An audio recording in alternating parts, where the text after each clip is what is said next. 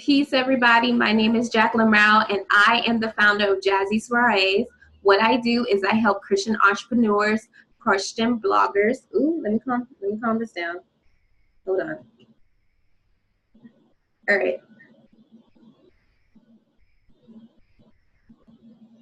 Let's take two. Peace, everybody. My name is Jacqueline Marrow, and I am the founder of Jazzy Soirees. What I do is I help Christian entrepreneurs, Christian bloggers, Christian artists with their events. And for today, for VIP styling sessions, I'm going to help you create your blog, restyle your blog, strategize it so it works for you by promoting clients, by attracting opportunities. I said promoting by getting clients, attracting opportunities, and attracting income. Okay, so what I'm going to do for today, this is going to be a replay. I'm going to be sharing it on YouTube, so it has been edited. So what I'm going to do is I'm going to go over the free Faith Blocker business plan that I sent out. Is on my online store. You can reach it at bit.ly/faithblogger. And you can look at it and go along with that. So you can follow along with that. And so what I'm going to do is I'm actually just going to go over it with you. So while you're filling it out, you'll have a better understanding on how to use it and how it works for you. So what I'm going to do is I'm going to share my screen, and I'm also going to share how it flows with my prayer strategy that I use for that is uploaded to YouTube, but just basically how I use my prayer strategy and my watch strategy to go through this faith blog plan. And I know that might be like super spiritual for some people, but I feel like if maybe you're like me and you've been trying to do this thing multiple times and you're not getting the results you need, eventually you're going to need some help. And what better help has Dad for help, right? So that was my logic. It might not be your logic. It's okay. If you feel like this would be beneficial to anybody, just go ahead and share that link.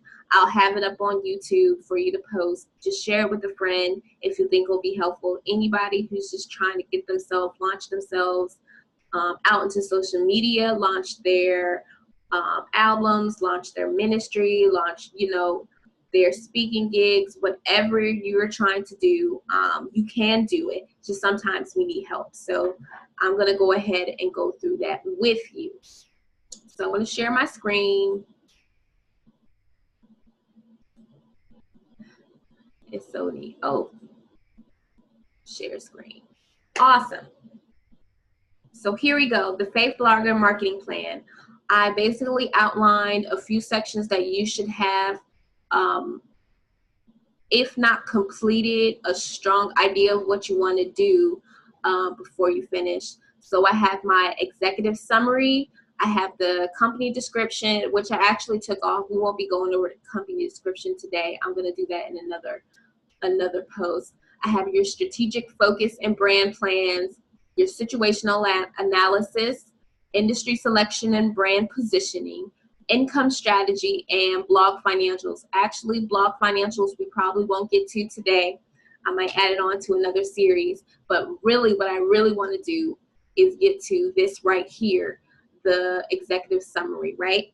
So if you've been following me on Instagram or Facebook or on my Facebook page, I created a video, so to speak, on what I have done to pretty much get my vision statement, my mission statement, my elder reader, and industry culture.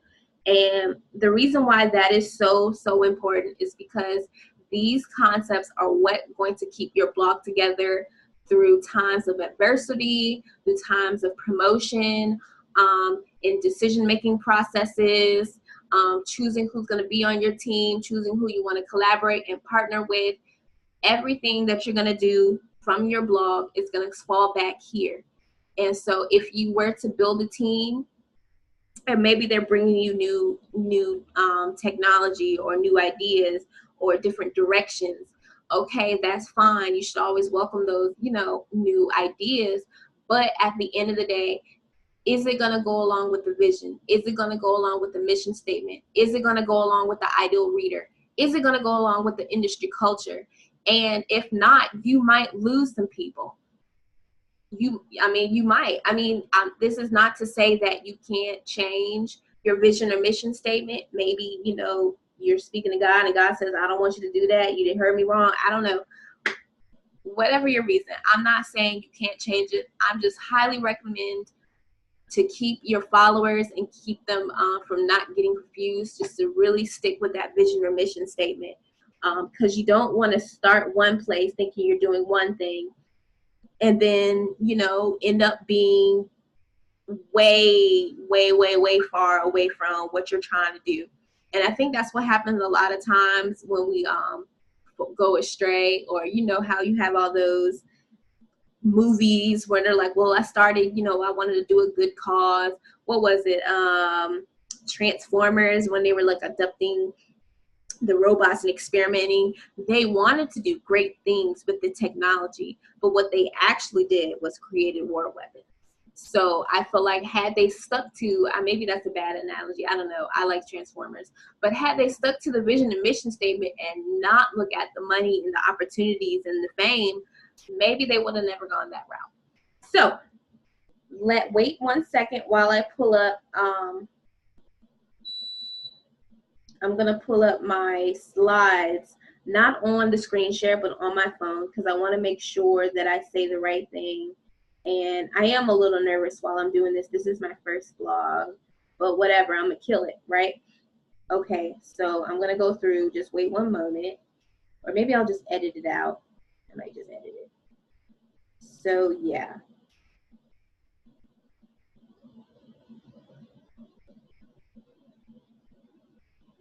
I promise next time will be better.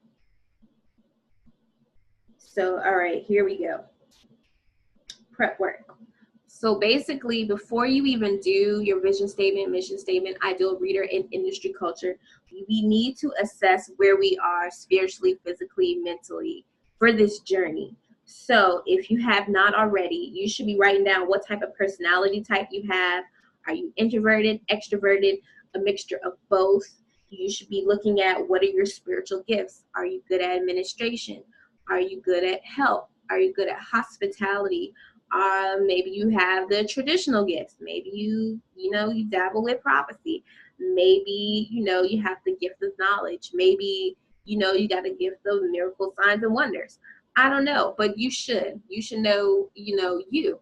For my thing, I know I have an administrative gift. I know I have the gift of helps, because that's in my mission statement. I help. And I like to dance. I like fine arts. So that is something, well, actually the dancing, I think, is more of a talent, but it's how you use it, I suppose, to go with your mission statement. Actually, yeah, we do look at our talents, our hobbies, what we do to release stress. You need to know that for those difficult situations, and to maximize what you already have, to get money and things. And in order to figure out those, maybe you don't know what those are. So you can just start taking mental notes on what you get complimented on. Those times that someone came over and said, I really like X, Y, and Z. Those are the times that people are trying to connect with you. And that's, one of the immediate things they see about you, while they're trying to connect. And so, hey girl, I really like your shoes, or oh my gosh, you always, dress fabulously, like you are the bee's knees. That's something to take note, because one, someone's attracted to it. If someone's attracted to it, someone else is attracted to it also. And then, and two, you might be able to maximize that. Maybe you can become a personal stylist. Maybe, you can be a fashion blogger. These are all things you can do. And, this is just what you do to attract people to your business, to your ministry.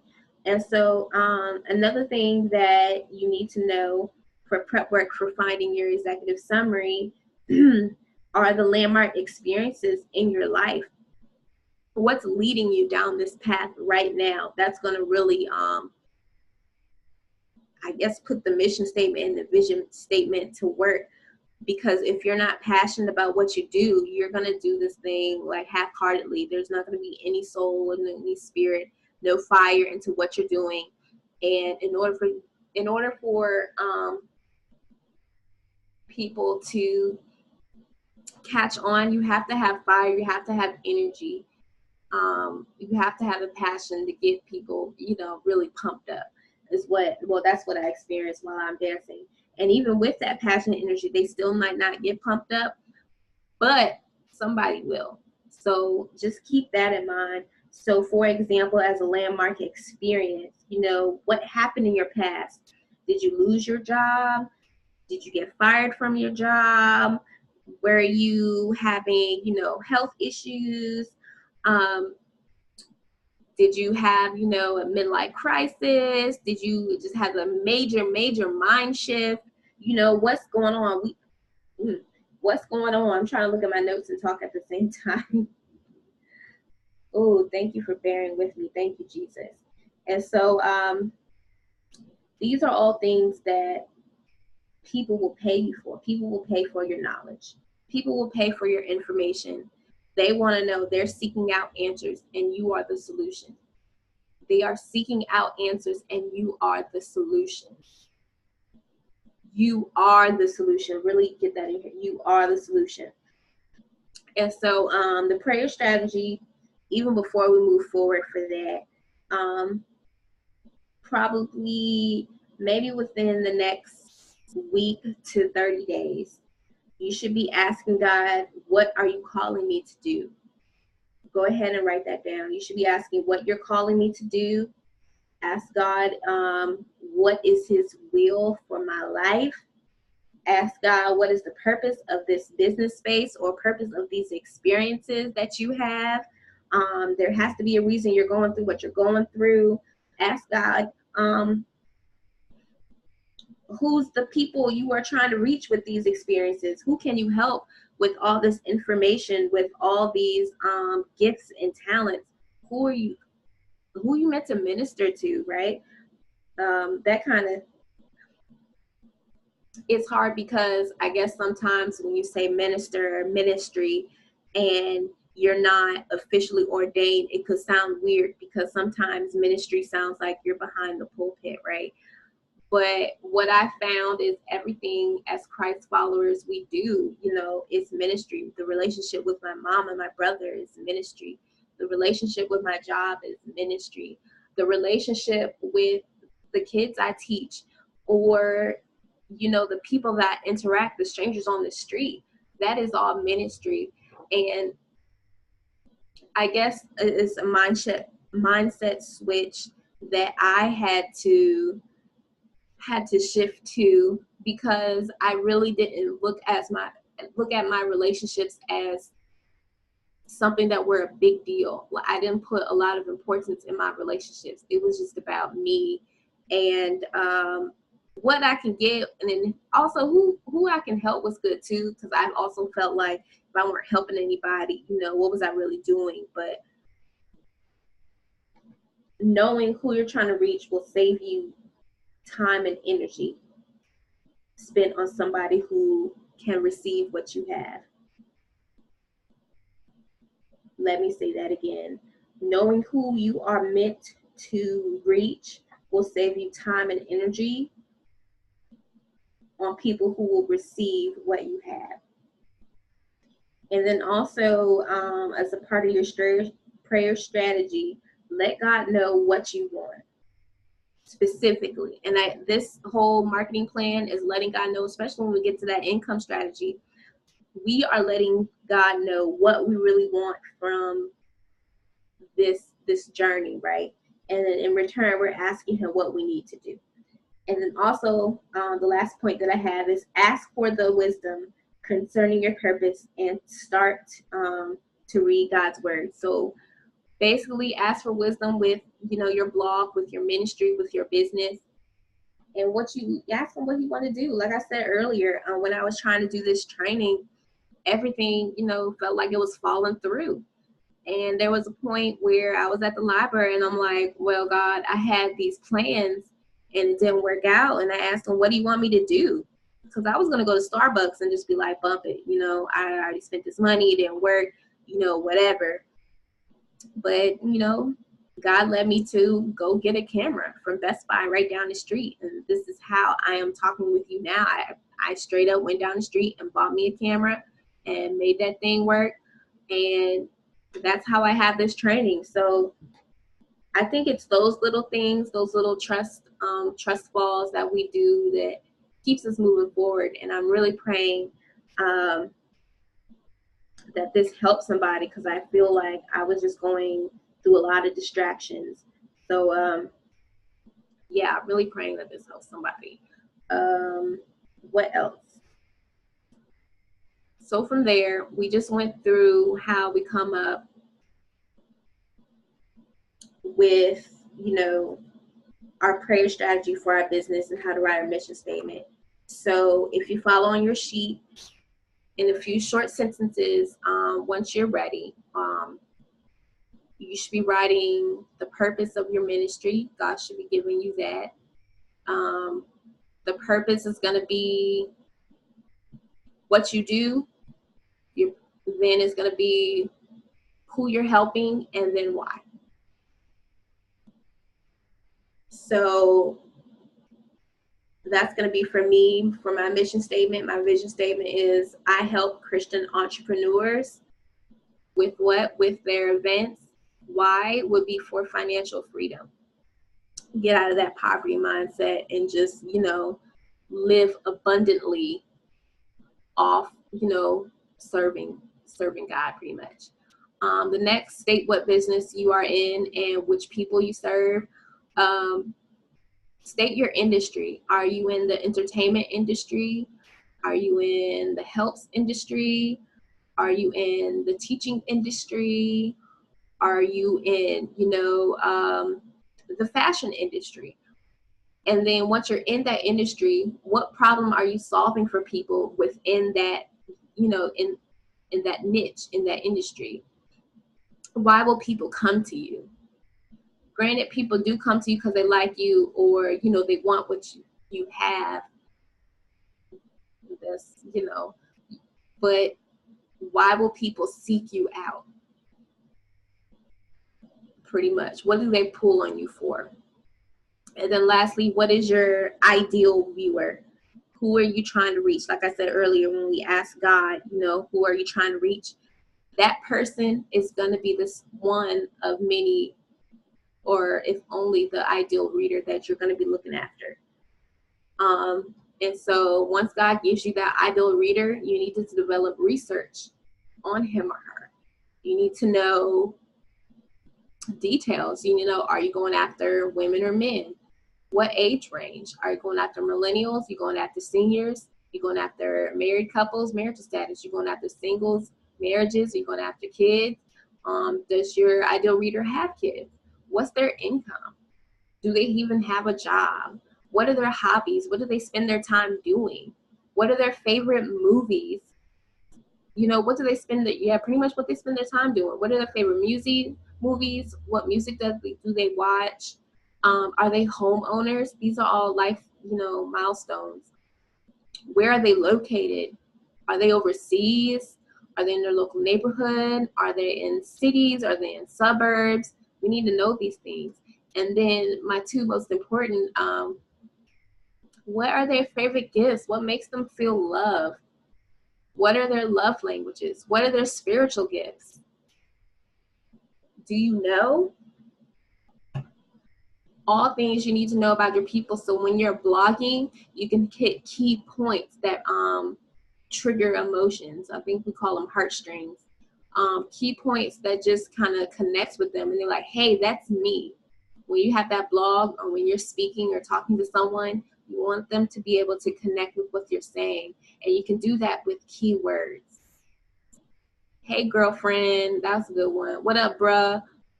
Okay, you know, just examples. Girl, I just went to see this Black Panther. Oh, you hit a keynote because Black Panther is hot right now. It's, you know, just an example. Like, use things that you know your audience like. You got to do research. You are dating your viewer. That's what I look at it. You guys are dating, okay? You need to know what makes them smile, what makes them angry, what you can do to reconcile if there are any problems. You just need to know, because you're in a relationship with them. You're trying to help them. And this isn't, you know, what we used to call in dating, one night stand. We ain't doing one night stands in this instance, okay? We are here for the long run. We are here for long lasting relationships. It's good for you because you'll have steady income coming in, good for them because they're always gonna have their problems being solved. And you're the person to solve the problem. If you, or if not, you can direct someone who can, but that's the relationship you want. I hope you all understand, okay? So next.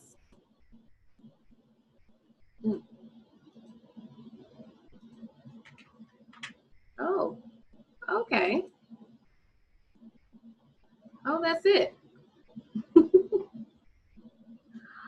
So that's going to be all for today. I'm going to hit you with another video with the income strategy. Thank you so much for watching, and I will talk to you guys later. Let me go back and share. Thank you all for watching so much. I appreciate you for stopping by. You can reach out to me. You can text 33222 Jazzy Fresh to get on my email list or my text messaging list, and I will send you out more videos and updates of free trainings to build your blog. This is just going to be one insert or one installment to my series, and so we're going to kick it that way. If you have any suggestions or comments, leave them in the comment box and chat box, or if you're watching this on the replay on YouTube, just go ahead and leave your comment down there, and I will see it and come and give you some resources that'll help you. Let me know if this was beneficial to you or any ways that you see that can be changed to make this better able to solve your problems. Okay, this is Jacqueline Marrow again. I am the founder of Jazzy Soirees. What I do is I help Christian artists, Christian entrepreneurs, Christian bloggers with their events. And yeah, I'll see y'all later. Peace.